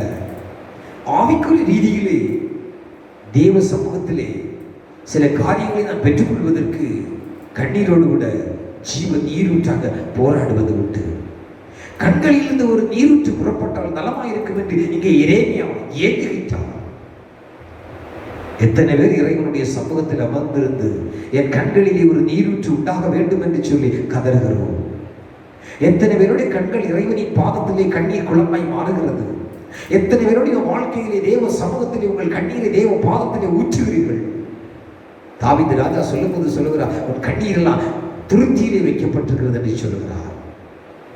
இங்கே எரேமியா ஏங்குகிறார். என்ன? என் கண்களிலிருந்து ஒரு நீரூற்று புறப்பட்டால் நலமாயிருக்கும் என்று எரேமியா ஏங்குகிறார். கண்களிலிருந்து புறப்படுகிற கண்ணு நீரூற்று தான் அந்த கண்ணீரின் ஜெபம். ஆத்துமக்களுக்காக ஜெபம், தேசத்துக்காக ஜெபம். இன்னைக்கு இந்த உலகமே ஒரே ஒரு கொடிய வைரஸ்னாலே இந்த உலகம் அழிந்து கொண்டிருக்கிறது. எத்தனை பேர் கண்ணீர் நீரூற்றை இறைவனுடைய பாதத்திலே படைக்கிறோம். இன்னைக்கு நாம் எதற்காக ஜெபிக்கிறோம்? ஆண்டவரே, என் கணவனை ஆசீர்வதியும், என் பிள்ளை ஆசீர்வதியும், என் குடும்பத்தை ஆசீர்வதியும், என் பொருளாதாரத்தை ஆசீர்வதியும் என்று சொல்லி இந்த குறுகிய வட்டாரத்துக்குள்ளே தான் இன்றைக்கு வாழ்ந்து கொண்டிருக்கிறோம். 2021 ஆண்டு தாண்டி விட்டது. ஆனால் உன் குறுகிய எல்லை விட்டு நீ வெளியே வருவதற்கு மனதில்லை. காரணம், நீ உன் குடும்பத்துக்காகவே ஒரு ஜீவ நீரூற்று கண்ணீரை ஊற்றி இருக்கிறாய். உன் பிள்ளைகளுக்காகவே கண்ணீர் வடிக்கிறாய். உன் குடும்பத்துக்காக கண்ணீர் வடிக்கிறாய். இந்த தேசத்துக்காகவோ, தேச தியாக தலைவர்களுக்காகவோ, அல்லது இந்த கொரோனா என்று சொல்லப்படுகிற கூடிய வைரஸ் அழிந்து போகிற பிள்ளைகளுக்காகவோ, இல்லை இந்த மழை தண்ணீர்னால தேசம் பாதிக்கப்படுகிறவர்களுக்காகவோ, தேசத்துக்காக திறப்புகளை கதறுகிறவர்கள் ஒரு மகனாக வேண்டும் என்று ஆண்டவர் விரும்புகிறார். உனக்காக, உன் குடும்பத்துக்காகவோ ஒரு ஜீவ நதி கண்ணீரை ஊற்றுகிறது நிறுத்திவிட்டு இறைவனுக்காக, தேசத்துக்காக, ஜனங்களுக்காக கதறுகிற ஒரு கருவியாக நீ மாற வேண்டும் என்று ஆண்டவர் விரும்புகிறார். ஒரு நீரூற்று புறப்பட வேண்டும் என்று சொன்னால் அது உன் கண்களில் புறப்பட வேண்டும். எப்படி? அது ஒரு கண்ணீரின் ஜெபமாயிருக்க வேண்டும். ஒரு ஆத்ம பாரம ஜெபமாயிருக்க வேண்டும். ஒரு தேசத்துக்கு உருகிற ஜெபமாயிருக்க வேண்டும். அந்த ஜெபத்தை தான் உன் கண்ணீர் ஒழுக வேண்டும். கிருபை நம்பியை, விண்ணப்பத்தை நம்பி ஆண்டவர் உனக்கு ஊற்றுகிறார். சகரியா 12:10 சொல்லுகிறது, யார் யார் இந்த கண்ணீரின் ஜெபத்தோடு கூட அல்லது ஆத்ம பாரத்தோடு தேசத்துக்கு மன்றாடுகிற ஜெபிக்கிறவர்கள் தான் ஆண்டவர் விண்ணப்பத்தின் ஆவியை, கிருபை ஆவியை ஊற்றி கொடுக்கிறார். ஆவியானுடைய உதவியினால தான் கண்களில் இந்த அந்த ஜெபமாகிய நீரூற்று புறப்பட்டு வரும். ஆவியானுடைய உதவி இல்லாவிட்டால் அந்த ஜெபமாகிய ஜீவ நீரூற்று யாருடைய கண்களில் இருந்து புறப்பட்டு வர இயலாது. கண்களை எவ்வளவு கசிக்கினாலும் அந்த ஜீவ ஊற்று புறப்படாது. கண்ணீரின் ஆவியும் மண்டாட்டின் ஆவியும் தான் ஆவியானவருடைய கிருபை கொண்டு கொடுக்கிறார். எனவே என் அன்பு தேவ பிள்ளையே, இனி காலம் செல்லாது. கடைசி காலகட்டத்தில் நாம் வாழ்ந்து கொண்டிருக்கிறோம். நமக்காய் வாழ்ந்தது போதும், மற்றவர்களுக்காய் வாழ்ந்தது போதும், பெருமைக்காய் வாழ்ந்தது போதும், மற்றவர்களுக்காக பார்க்கத்தக்க வாழ்ந்தது போதும். ஒரே ஒரு வாழ்க்கை ஆண்டவர் உனக்கு கொடுத்திருக்கிறார். இறைவனுக்காய் மட்டும் வாழ். உன்னை நீ பெருமைப்படுத்தி கொண்டால் எந்த பிரயோஜனமும் இல்லை. உன்னையே நீ பெருமைப்படுத்தினால் பெருமை உள்ளவருக்கு தேவன் இருந்து நிற்கிறார். தாழ்மை உள்ளவருக்கு கிருபை அளிக்கிறார். இறைவனுக்கு முன்பாக ஒரு கண்ணீரின் ஜீவ ஊற்றாய் நீ மாற வேண்டும் என்று ஆண்டவர் விரும்புகிறார். ஆகார் கண்ணீர் விட்டு அழுத பொழுதுதான் அது நிறைந்த நீரூற்றி கண்டாள் என்று ஆதியாகமம் 21:19 சொல்லுகிறது. அவள் கண்ணீர் விட்டு அழாவிட்டால் அந்த நீரூற்றி அவளால் பார்த்திருக்க முடியாது. இன்றைக்கும் உன் முன்பு அடைக்கப்பட்டிருக்கிற ஆசீர்வாதம் உனக்கு திறக்கப்பட வேண்டும் என்று சொன்னால் உன் அந்தரங்க அறைக்குள்ளே சென்று உன் கண்ணீராகிய நீரூற்றை திறந்து தேவ சமூகத்தில் நீ கதறுவாய் என்று சொன்னால் அந்த கண்ணீரின் நீரூற்றி நீ கண்டடைவாய். ஆண்டவர் திருப்தியினாலே அவளை தண்ணீரை நிரப்பினது போல உன் கஷ்டத்தை மாற்றுவார், உன் கடனை மாற்றுவார், பிரச்சனையை மாற்றுவார், உன் உபத்திரத்தை மாற்றுவார், உன் போராட்டத்தை மாற்றுவார், உன் பலவீனத்தை மாற்றுவார். உன் துக்கம் சந்தோஷமாய் மாறும் தேவ பிள்ளையே. 1 சாமுவேல் 1:10 பாருங்கள். அன்னாள் கண்ணீரை கண்டுதான் கர்த்தர் அவளுக்கு ஆசீர்வாதமான சாமுவேலை கொடுத்தாள். அவள் கண்ணீராகிய நீரூற்றை தேவனுடைய பாதத்திலே ஊற்றினாள். எத்தனை ஒரு ஆச்சரியம்! இன்னைக்கு நாம் எத்தனை பேர் தேவ சமூகத்தில் கண்ணீராகிய நீரூற்றி ஊற்றுகிறோம்? சிந்தித்து பாருங்கள். கண்ணீராகிய நீரூற்றி ஊற்றும் பொழுதுதான் ஆண்டவர் ஆசீர்வாதத்தை கொடுக்க முடியும் என்று பார்க்கிறோம். எசேக்கியா தீர்க்கதரிசியை பாருங்கள். அவர் கண்ணீரோடு கூட ஆண்டவருடைய பாதத்திலே கண்ணீராகிய நீரூற்றி ஊற்றினான். எனவே தான் கர்த்தர் அவனுக்கு 15 ஆண்டு ஆயுசு நாட்களை கூட ஊற்றி கொடுத்தார். இந்த கால வேளையிலே இறைவனுடைய வார்த்தை கேட்கிறேன் தேவ ஜனமே, கண்ணீராகிய நீரூற்றி ஊற்றும் பொழுதுதான் கர்த்தர் உன்னை ஆசீர்வதிக்க முடியும். நம்பர் 3, 3வது பரிசுத்த வேதாகம் என்ன கற்றுக் கொடுக்கிறது? நீதிமொழிகள் 13:14 சொல்லுகிறது, போதகம் ஒரு ஜீவ நீரூற்று. வேதம் சொல்லுகிறது, ஞானவானுடைய போதகம் ஜீவ ஊற்று, அதனால் மரண கண்ணிகளுக்கு தப்பலாம் என்று சொல்லப்படுகிறது.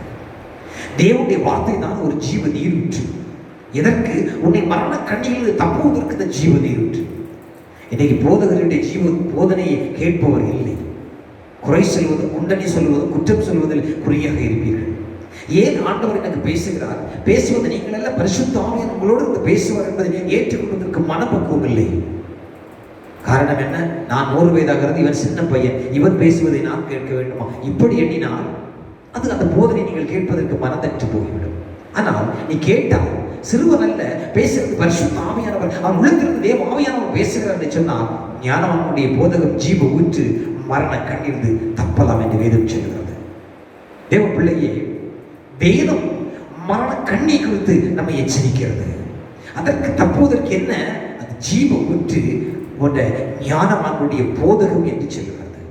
உன்னை இந்த பாவ வழியிலிருந்து மீட்க வேண்டும் என்று சொன்னால், இந்த மரண கண்ணிலிருந்து மீட்க வேண்டும் என்று சொன்னால், இந்த சாபம் நிறைந்த உலகத்திலிருந்து மீட்க பரலோக ராஜ்யத்தை சேர்க்க வேண்டும் என்று சொன்னால், அது போதகம் தான் ஒரு ஜீவ ஊற்று. உன் போதகர்கள் பிதாக்கள் போதிக்கிற அந்த போதன வார்த்தையை நீ கேட்கும் பொழுது தான் இந்த பாவம் மரணம் சாப கட்டிலிருந்து உன்னை மீட்டு உன்னை பரிசுத்தத்திலே வர முடியும். யாத்திராகம் 23:33 வார்த்தை உற்று பாருங்கள். இஸ்ரவேல் ஜனங்கள் பல கன்னிகளை குறித்து எச்சரித்தார்கள். அந்நிய தேவதைகளை சேவிப்பது ஒரு கன்னியாக விளங்கும் என்று மோசே எச்சரித்தார். உபாகம் 7:14 பாருங்கள். அந்நிய ஜாதிகளை ஒரு கன்னியாக அங்கே மோசே விவித்தார். அந்நிய ஜாதிகளுடைய பண்டிகைகள், திருவிழாக்கள், அவருடைய வழிபாட்டுகளுடைய கலாச்சாரங்கள், இவ்வாறான காரியங்களுக்கு அடிமைப்பட்டிருப்பதை மோசேயும் இயேசுவும் அங்கே எச்சரித்தார்கள். காரணம், இந்த போதகத்திற்கு நீ அடிமையாக கூடாது என்று இயேசுவா 23:13 பார்க்கிறோம். யாத்திராகம் 24:12 பார்க்கிறோம். இந்த உடன்படிக்கைகளுடைய கன்னியாக விலகி போயிற்று. தேவ பிள்ளையே, உன்னை ஆண்டவர் எதற்கு ஒரு போதக பிதாக்கள் ஒரு ஜீவ நீரூற்றை நீ உட்கொள்ளும் பொழுதுதான் நீ ஆவிக்குரிய வாழ்வில் நீ வளர முடியும். எலிக்கு மசாலா வடை வைப்பது போலதான் தாவீதுக்கு சவுல் ஒரு வடையை வைத்தான். அப்படி சொந்த மகளையே கன்னியாக சவுலுக்கு திருமணம் செய்து கொடுத்தான். ஆனால் தாவீதோ சொல்லுகிறார், கர்த்தரின் மேய்ப்பராய் இருக்கிறார் என்று சொல்லி ஆண்டவரை துதிக்கிறான். அவன் ஞானிகளுடைய மரண கண்ணிகளிலிருந்து அல்லது பாவத்தினுடைய மரண கண்ணிகளிலிருந்து அவன் தப்புகிறான். காரணம், கர்த்தர் அவனுக்கு பலி செய்கிறார். சங்கீதம் 124:7 உற்று பாருங்கள். தாவீது சவுல் வைத்த கண்ணிகளில் விழுந்தாரா? அவரே சொல்லுகிறார், வேடனுடைய கண்ணிக்கு தப்பின குருவை போல அவருடைய ஆத்மா தப்பிற்று, கண்ணி நெருந்ததை தப்புகிறது போல தப்புகிறார் என்று பார்க்கிறோம். ஆம் தேவ பிள்ளை, சத்துரு என்று உனக்கு வைக்கிற கண்ணிகள் நீ தப்ப வேண்டும் என்று சொன்னால், போதகமே உன் போதக வினா கொடுக்கிற ஒரு ஜீவ நீரூற்று உனக்குள் சுரக்க வேண்டும். கேட்கிற வார்த்தைகளை கேட்டது முட்டுவிடக்கூடாது. அந்த வார்த்தையின்படி நாம் ஜீவிக்க வேண்டும். கேட்கிற வார்த்தைகள் கேட்கிற நேரம் மட்டுமல்ல, அதை நம்முடைய வாழ்விலே கொண்டு வர வேண்டும். ஆலயத்தில் கேட்கிற வார்த்தை ஆலயத்தோடு மட்டுமல்ல, வெளியிலே சென்றால் மறந்து விடுவதல்ல. உன் வாழ்நாள் முழுவதும் இந்த தேவனுடைய வார்த்தை ஒரு ஜீவ ஊற்றாக, ஒரு ஜீவ நதியாக உனக்குள் செயல்பட வேண்டும். அதை தான் ஆண்டவர் விரும்புகிறார். தேவ பிள்ளையே, தேவனுடைய கரத்தை நோக்கி ஓடுவீர் என்று சொன்னார். அவருடைய வேடுடைய கண்ணுக்கும் பாடாகும் ஒளிவுக்கும் உன்னை தப்பிப்பார் என்று சங்கீதம் 91:3 சொல்கிறது. சத்துரு இனி உனக்கு முன்பாய் வைத்திருக்கிற சகல கண்ணிகளிலிருந்து உன்னை ஒரு ஜீவ நீரூற்றாக ஆண்டவர் மாற்றுகிறார். இந்த இயேசுவின் ரத்தம் அந்த கன்னிகை மேல் விழும் பொழுது அந்த கன்னிகள் தெரிவிட்டு போகிறது, மந்திர சக்திகள் தெரிவிட்டு போகிறது, வெள்ளிய சூரியங்கள் தெரிவிட்டு போகிறது. இயேசுவின் ரத்தத்துக்கு முன்பதாக இந்த உலகத்திலே எதுவும் எதிர்த்து நிற்க முடியாது என்பதை நீ மறந்து போகாதே. யோவான் 8:36 உற்று பாருங்கள். அவர் முகங்களை பொறிக்கிற தேவன், கட்டுகளை உடைக்கிற தேவன், உங்களை விடுவித்து பாதுகாக்கிற இடத்தில் வைக்கிற தேவன், உங்களுக்கு உதவி செய்கிற தெய்வம். குமாரன் உங்களை விடுதலையாக்கினார். மையாவே நீங்கள் விடுதலை ஆவீர்கள் என்று வேதம் சொல்கிறது. ஆம் அன்பு தேவ பிள்ளையே, போதக வினாக்கள் கொடுக்கிற வார்த்தையை கவனித்து கேளுங்கள், செவி கொடுத்து கேளுங்கள், அதை உட்கொள்ளுங்கள், அதை தினமும் உங்கள் உள்ளத்திலே சிந்தித்துக் கொண்டிருங்கள். எப்படி பசுமாடு புல்லை போட்டது படபட படபட என்று சாப்பிட்டு விடும், அதற்கு பின்பு அசைவோடும். இதுபோல் தேவனுடைய வார்த்தை கேட்பதோடு முடிந்து விடாமல் இந்த தேவனுடைய வார்த்தையை நீ இரவும் பகலும் தியானம் செய்யும் போது உன்னுடைய வாழ்க்கை ஒரு ஜீவ நீரூற்றாய் திகழும். 4வது வேதம் நமக்கு என்ன கற்றுக் கொடுக்கிறது? நீதிமொழி 14:27 கற்றுக் கொடுக்கிறது. தெய்வ பயம் ஒரு ஜீவ நீரூற்று என்று நமக்கு கற்றுக் கொடுக்கிறது. தெய்வ பிள்ளையை, கர்த்தருக்கு பயப்படுதல் ஜீவ ஊற்று. அதனால் மரண கண்ணிகளுக்கு தப்பலாம் என்று சாலோமோன் ஞானி சொல்லுகிறார். ஞானவானுடைய போதகம் ஒரு ஜீவ ஊற்று என்று சாலோமோன் ஞானி நீதிமொழி 13:14 சொல்லுகிறார். கர்த்தருக்கு பயப்படுதல் ஒரு ஜீவ நீரூற்று என்று சொல்லப்படுகிறது. யாருக்கு பயப்படணும்? ஆண்டவருக்கு பயப்படணும். இன்னைக்கு நம்ம ஆண்டவருக்கு பயப்பட மாட்டோம். உங்க அதிகாரிக்கு நீங்க பயப்படுறீங்க, உங்க மனைவிக்கு பயப்படுறீங்க, உங்க பிள்ளைகளுக்கு பயப்படுகிறீங்க, ஆனா ஆண்டவருக்கு பயப்படுறது இல்லை. இப்ப வேதம் என்ன சொல்கிறது? தெய்வ பயம் ஒரு ஜீவ நீரூற்று. நீ தெய்வத்துக்கு பயப்படும் பொழுதுதான் ஒரு ஜீவ நீரூற்று உனக்குள்ளே பற்றி கொண்டிருக்கும் என்று பார்க்கிறோம். கர்த்தருடைய பிள்ளை, கர்த்தருக்கு பயப்படுகிற பிள்ளைகளுக்கு தான் அந்த ஜீவ நீரூற்றை ஆண்டவர் கொடுக்கிறார். சிந்தித்து பாருங்கள். உங்களை நடத்துகிற அதிகாரிக்கு நீங்க பயப்படுறீங்க, உங்க வேலை ஸ்தலத்துல பயப்படுறீங்க, உங்க காரியத்தில் எல்லாத்துக்கும் பயப்படுறீங்க. ஆண்டவருக்கு பயப்படுகிறீங்களா? அப்படி வசனத்துக்கு நடக்கிறீங்களா? அப்படி சமூகத்துக்கு நீங்க பயப்படுறீங்களா? சிந்தித்து பார்க்க வேண்டும் தேவ பிள்ளையே. பெரும்பாலான பேர் கண்களில் சிக்கிக்கொள்கிறது என்ன? அவருடைய வாயு நாவும் உதடுகளும் தான். நீதிபதி 18ஆம் அதிகாரம் 7வது வசனம் சொல்கிறது, மூடனுடைய வாய் அவனுக்கு கேடு, அவன் உதடுகள் அவன் ஆத்மாவுக்கு கடி என்று வேதம் சொல்லுகிறது. எத்தனை ஒரு ஆச்சரியம்! அன்பு தேவனுடைய பிள்ளையே, தாவீது ஜெபிக்கும்போது சொல்லுகிறார், ஆண்டவரே என் வாய்க்கு காவல் வையும் என்று அவன் மன்றாடுகிறான். வீட்டை காக்க வீட்டுக்கு காவலாளிகளை வைக்கிறோம், செக்யூரிட்டி கார்டுகளை வைக்கிறோம். ஆனால் அதை விட முக்கியமானது உன் ஆத்மா. உன் ஆத்மாவுக்கு காவல் வைக்க வேண்டியது மிக மிக அவசியம். நீ என்றைக்கு தெய்வத்துக்கு பயப்படுகிறியோ, பயப்படும் பொழுது தெய்வம் உனக்கு பாதுகாவலை கொடுக்கிற தெய்வம். நீதிமொழி 21:13 பாருங்கள். தன் நாவை காக்கிறவன் தன் ஆத்மாவை இடுக்கிருந்து விலக்கி காக்கிறான் என்று வேதம் சொல்லுகிறது. நம் நாவை காப்பதை விட மிஸ் பண்ணி விடுவோம். அப்ப ஆத்மாவை எப்படி காத்துக்கொள்ள முடியும்? ஆண்டவருக்கு பயப்படும் பொழுதுதான் நம்முடைய வாழ்வு ஆசீர்வாதமாக இருக்கும். தேவ பிள்ளையே, இயேசுவை போல நீ வாழ வேண்டும் என்று தான் ஆண்டவர் விரும்புகிறார். இயேசுவை போல உன் நடைகள், குணங்கள், பாவனைகள், சொல்கள், செயல்கள் மாற வேண்டும். சாத்தானை போல் மாற வேண்டும் என்று ஆண்டவர் விரும்பவில்லை. இயேசுவை போல் மாறினால் மட்டுமே தான் நீ பரலோக ராஜ்யத்துக்குள் போக முடியும். இல்லை உன்னுடைய குணங்களோ, உன்னுடைய கிரியைகளோ, உன்னுடைய செய்கைகளோ, உன்னுடைய ஒன்றும் நீ மாற்றிக்கொள்ள மாட்டேன், நான் இப்படியே தான் இருப்பேன் என்று சொன்னால் நான் கன்ஃபார்மாக சொல்கிறேன், பரலோக ராஜ்யத்தில் உனக்கு இடம் கிடையாது. நரகத்தில் தான் உனக்கு ஒரு இடத்தையா சத்ரு ஆயத்தம் பண்ணி வைப்பார். பரலோக ராஜ்யத்துக்கு உனக்கு ஒரு இடம் வேண்டும் என்று சொன்னால் கர்த்தருக்கு பயப்படுகிற பயம் உனக்கு வேண்டும். தெய்வ பயம் வரும்பொழுது தான் உனக்கு ஆசீர்வாதமாக இருக்கும். அவன் அன்பு தேவ பிள்ளையே, ஆண்டவருக்கு பயப்படுகிற பயம் உனக்கு இருக்க வேண்டும். தெய்வ பயம் இருக்கும் பொழுதுதான் ஒரு ஜீவ நீருற்று உனக்குள் பொங்கி வரும். நீதிமொழி 18ஆம் அதிகாரம் 21 வசனத்தை பாருங்கள்.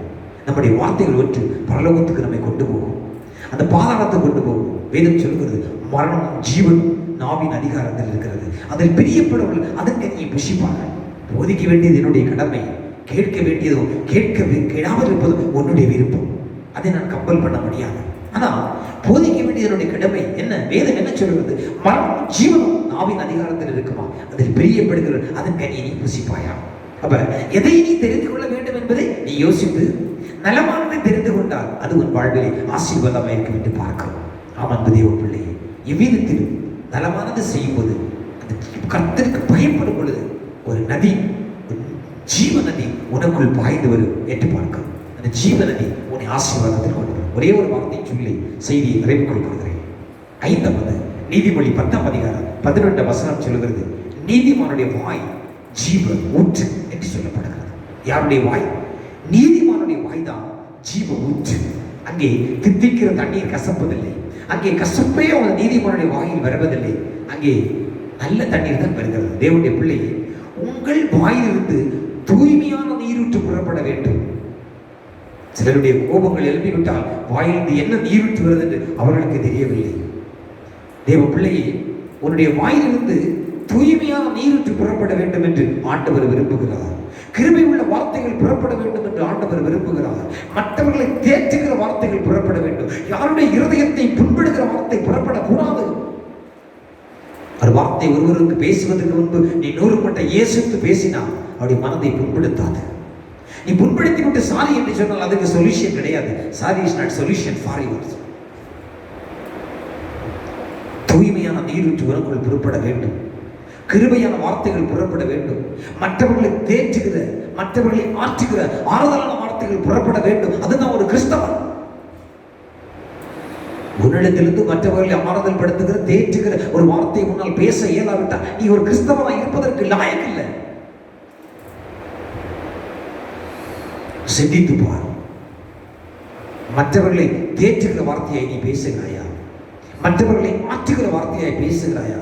இல்லது மற்றவர்களை குறை கூறுகிற வார்த்தையை பேசுகிறாயா? உள்ள முருகி ஆசீர்வதிக்கிற வார்த்தைகள் புறப்பட வேண்டும் என்று தான் நாங்கள் உங்களுக்கு ஆவிக்குரிய வார்த்தைகளை போதித்துக் கொண்டிருக்கிறோம். ஒரு நாள் ஏசாயாவுடைய வாயிலிருந்து அசுத்த வார்த்தைகள் எண்ணி அவன் கலைக்கு எழுதான். ஏசாயா 6ஆம் அதிகாரம் 1 - 6 அடங்கிய இறை வார்த்தைகளை உங்கள் வேதாகமத்தை திறந்து வாசித்து பாருங்கள். அவன் சொல்லுகிறான், அவன் கலங்குகிறான். என்ன கலங்கி அழுகிறான்? ஐயோ, நாம் அதமானேன், என் அசுத்த உதடுகள், என் அசுத்த உதடுகளினாலே நான் அதமானே என்றவன் அழுகிறான். கர்த்தர் அவனுடைய உதடை தொட்டார். இன்றைக்கும் ஆண்டவர் உன் உதடை தொட்டு உன்னுடைய வார்த்தைகள் மற்றவர்களுக்கு பிரயோஜனம் உள்ள வார்த்தையை திகழ வேண்டும் என்று ஆண்டவர் விரும்புகிறார். தேவ பிள்ளையே, இது கடைசி காலம். இனி கிருபையின் காலம் செல்லாம். இந்த கிருபையின் காலத்தை நீ பயன்படுத்தினால் உன் வாழ்வு ஆசீர்வாதமாக இருக்கும். தேவனுடைய பிள்ளையே, உங்களுடைய உள்ளத்திலே நீரூற்றுகள் புறப்பட வேண்டும். 1 கொரிந்தியர் 14 2வது வசனமும் 4வது வசனத்தை அப்போஸ்தலனாகிய பவுல் சொல்லுகிறார். உங்களுடைய உள்ளத்திலிருந்து ஒரு நீரூற்று புறப்பட வேண்டும். அந்த நீரூற்று அநேகர்களை ஆசீர்வதிக்கிற நீரூற்றாய் காணப்பட வேண்டும். என் செய்தியை நிறைவுக்குள் கொண்டு வருகிறேன். உன்னை ஆசீர்வதிப்பதற்காக தான் பரலோக தேவன் கல்வாரி சிலுவையில் அடிக்கப்பட்டார், நொறுக்கப்பட்டார், உனக்காய் ரத்தம் சிந்தினார். யோவான் 3:16 சொல்லுகிறது, தேவன் தன் ஒரே பிறந்த குமாரனை விசுவாசிக்கிறவன் எவனோ அவன் கெட்டு போகாமல் நித்திய ஜீவன் அடையபடி இவ்வளவாய் உலகத்தில் அன்பு கொடுத்தார். உன் தகப்பனை தாயை காட்டில் ஆண்டவரை நேசிக்கிறார். உன் மனைவி உன் பிள்ளைகளை காட்டில் ஆண்டவரை நேசிக்கிறார். அவருடைய அண்டையில் வருவாய் என்று சொன்னால் உன்னை அவர் ஆசீர்வதிப்பார். இந்த நாளுடைய செய்தி தலைப்பு, நீங்கள் ஒரு பற்றாத நீரூற்று என்ற தலைப்பில் உங்களோடு பேசிக் கொண்டிருக்கிறேன். கீவேர்ட் ஏசாயா 58:18 வசனம்.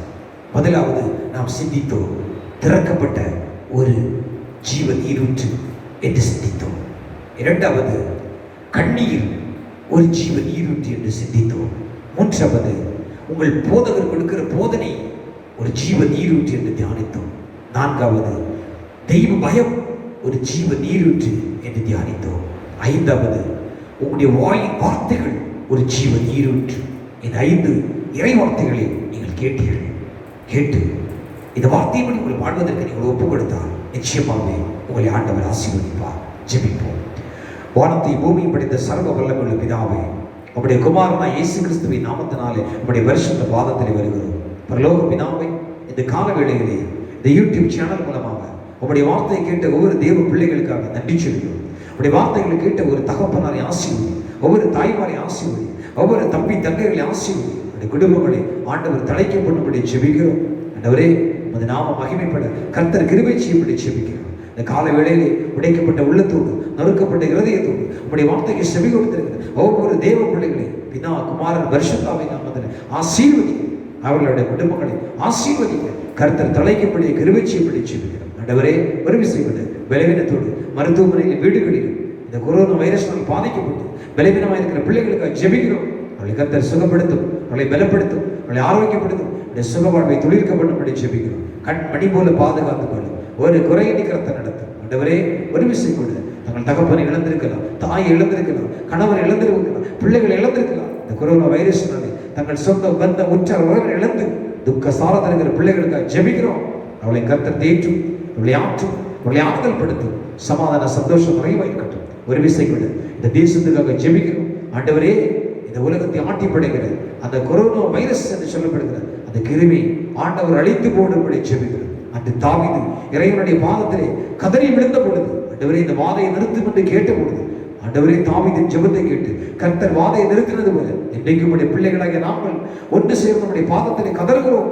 எங்கள் தேசத்தின் மேல் இருக்கிற இந்த கொரோனா என்று சொல்லப்படுகிற அந்த வாதையை இயேசுவின் நாமத்தினாலே நிறுத்தும்படியை ஜெபிக்கிறோம். எங்கள் தேசத்தை ஆசீர்வதியும், எங்கள் நாட்டாளர் தலைவர்களை ஆசீர்வதியும், ஞானத்தால் நிரப்பும்படி ஜெபிக்கிறோம். ஆண்டவரே, இந்த கொரோனா என்று சொல்லப்படுகிற கொடிய வைரஸைய வாதையை அழிந்து கொண்டிருக்கிற பிள்ளைகளை கர்த்தர் தேற்றும், ஆற்றும், ஆறுதல் படுத்தும். இவர்களுக்கு இரவும் பகலும் போராடுகிற ஆண்டவரே மருத்துவர்களை ஆசீர்வதிங்க, செவிலியரை ஆசீர்வதிங்க, ஹாஸ்பிட்டலில் ஒர்க் பண்ணுகிற ஒவ்வொருவரையும் ஆசீர்வதிங்க, ஆம்புலன்ஸ் வேலை செய்கிற ஆசீர்வதிங்க, போலீஸ் காவல்துறை ராணுவத்தை ஆசீர்வதிங்க, தன்னார் தொண்டர்கள் நிறுவனங்களை ஆசீர்வதிங்க.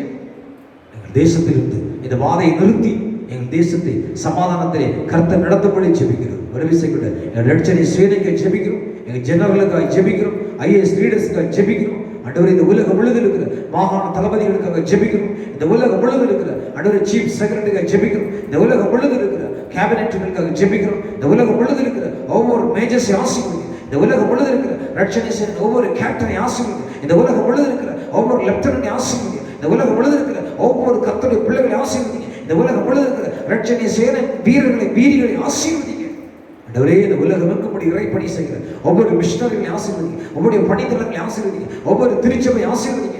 தனித்தனி பேரை தொட்டு உடைய பிள்ளைகளை கர்த்தர் தாமே ஆசீர்வதிக்கும்படியே ஜெபிக்கிற பாப்பா. பிரசனம் நிறைந்திருக்கட்டும் ஆண்டவரே. இந்த அகில உலகம் எங்கும் ஆண்டவரே இருந்த இந்த யூடியூப் சேனல் மூலமாக உடைய வார்த்தைகளை கேட்கிற ஒவ்வொரு தமிழ் உள்ளங்களையும் பிதா குமாரன் பரிசுத்தாவை நாமத்தில் ஆசீர்வதிக்கிறேன். ஆண்டவருடைய கிருபை இருக்கட்டும் ஆண்டவரை உதவி செய்கிறது. எங்கள் திருச்சபை ஆசீர்வதிங்க. எங்கள் திருச்சபை அங்கத்தில் வைக்கிற 250 குடும்பத்தை ஆசீர்வதிங்க ஆண்டவர். ஒவ்வொரு பிள்ளைகளை பாதுகாத்துக் கொள்ளுங்க. இந்த கொரோனா பீரியட்ஸ் காலத்தில் கர்த்தர் பாதுகாப்பு இருக்கட்டும். இந்த மழையில இயற்கை சீற்றத்தில் ஆண்டவர் பாதுகாத்துக் கொள்ளும். இப்படி பிரசனம் நிறைந்திருக்கட்டும். யாருக்கு எத்தீங்கும் அணுகாதபடி கர்த்தர் வேலையெடுத்து பாதுகாத்துக் கொள்ளும்படி ஜெபிக்கிறோம். காத்துக்கொள்ள பலப்படுத்தும், பரிசுத்தப்படுத்தும், மகிமையிலே மூடி மறைத்துக் கொள்ளும். இயேசு கிறிஸ்துவின் நாமத்தில் ஜெபிக்கிறோம் உயிருள்ள நல்ல பிதாவே, ஆமென். நீர் வாழ்க இயேசுவே, நீர் வாழ்க இயேசுவே, நீர் வாழ்க இயேசுவே, நீர் வாழ்க இயேசுவே, ஆமென். கர்த்தர் உங்களை ஆசீர்வதித்து உங்களை காக்க கடவார். கர்த்தர் தம்முடைய முகத்தை உங்கள் மேல் பிரகாசிக்கபடி உங்கள் மேல் கிருபையில் இருக்க கடவார். கர்த்தர் தம்முடைய முகத்தை பிரசன்னமாக்கி உங்களுக்கு சமாதானத்தை கட்டளை கடவார். ஆண்டவரும் இரட்சகருமாயிருக்கிற இயேசு கிறிஸ்துவின் கிருபையும் பிதாவாகிய தேவனுடைய அன்பும் பரிசுத்த ஆவியானவருடைய மனோகர ஐக்கியமும் சிநேகமும் இந்த யூடியூப் சேனல் நம்முடைய வார்த்தைகளை கேட்ட ஒவ்வொரு தெய்வ பிள்ளையோடும் இன்றும் இன்றும் சதாகாலமும் தங்கி இருப்பாராக. ஆமென், ஆமென். கிறிஸ்துவுக்குள் மிகவும் பிரியமான என் அன்பு தேவஜனமே, இந்த யூடியூப் சேனல் மூலமாக ஆண்டவருடைய வார்த்தை கேட்ட உங்களையும் உங்கள் குடும்பத்தை கர்த்தர் ஆசீர்வதிப்பார். Thank you. God bless you.